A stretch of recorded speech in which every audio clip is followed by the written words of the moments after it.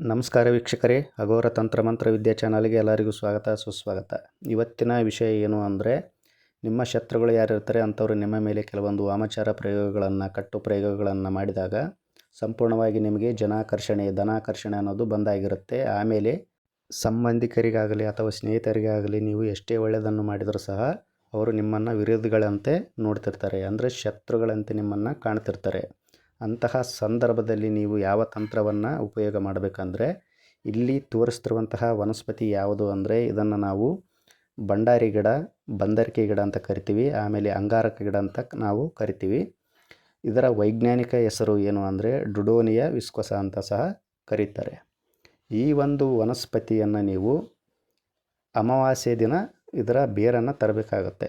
ಅಮಾವಾಸ್ಯೆ ಯಾವ ದಿನ ಆದರೂ ಬಂದಿರಲಿ, ಭಂಡಾರಿ ಗಿಡದ ಬೇರನ್ನು ಉತ್ತರಾಭಿಮುಖವಾಗಿರಲಿ ಅಥವಾ ಪೂರ್ವಾಭಿಮುಖವಾಗಿ ಇರಲಿ, ಅದರ ಬೇರನ್ನು ನೀವು ಪದ್ಧತಿ ಪ್ರಕಾರ ನೀವು ಬೇರನ್ನು ತೆಗೆದುಕೊಂಡು ಬರಬೇಕಾಗತ್ತೆ. ಇದರ ಜೊತೆಗೆ ನೀವು ಬನ್ನಿ ಮರದ ಬೇರನ್ನು ಸಹ ತರಬೇಕಾಗತ್ತೆ.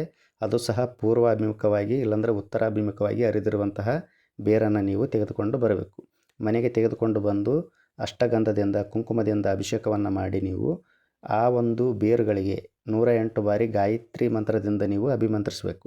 ಅಭಿಮಂತ್ರಿಸಿದಾದ ಮೇಲೆ ಆ ಬೇರಿನ ತುಂಡುಗಳನ್ನು ತೆಗೆದುಕೊಂಡು ಒಂದು ತಾಯ್ತದಲ್ಲಿ ನೀವು ಹಾಕ್ಕೊಳ್ಬೇಕು. ಅದರ ಜೊತೆಗೆ 3 ಗುಲುಗುಂಜಿಯನ್ನು ಸಹ ನೀವು ಸೇರಿಸಿ ತಾಯ್ತದಲ್ಲಿ ತುಂಬಿಕೊಂಡು ನೀವು ಧರಿಸಿದ್ದೇ ಆದರೆ ವಾಮಾಚಾರ ಪ್ರಯೋಗದಿಂದ, ಕಟ್ಟು ಪ್ರಯೋಗದಿಂದ ಏನೆಲ್ಲ ನಿಮಗೆ ಸಮಸ್ಯೆಗಳಾಗಿರ್ತವೆ ಅವೆಲ್ಲನೂ ಸಂಪೂರ್ಣವಾಗಿ ನಿವಾರಣೆ ಅನ್ನೋದಾಗುತ್ತೆ. ಜನವಶ ಆಗುತ್ತೆ, ಧನವಶ ಆಗುತ್ತೆ. ಆಮೇಲೆ ನೀವು ಮಾಡುವಂಥ ಸಕಲ ಕಾರ್ಯಗಳು ಯಶಸ್ಸು ಅನ್ನೋದಾಗುತ್ತೆ.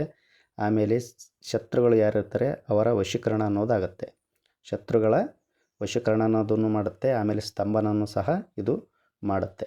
ಯಾರಿಗೆ ಇಂತಹ ಸಮಸ್ಯೆ ಇದೆ ಅಂಥವರು ತಪ್ಪದೇ ಈ ಒಂದು ತಂತ್ರ ಪ್ರಯೋಗವನ್ನು ಮಾಡಿ. ಇದರಿಂದ ನಿಮಗೆ ತುಂಬ ಅಂದರೆ ತುಂಬಾ ಒಳ್ಳೆಯದಾಗುತ್ತೆ. ಎಲ್ಲರಿಗೂ ಒಳ್ಳೆಯದಾಗಲಿ. ಧನ್ಯವಾದಗಳು. ಜೈ ಕಾಲಭೈರವಾಯ ನಮಃ.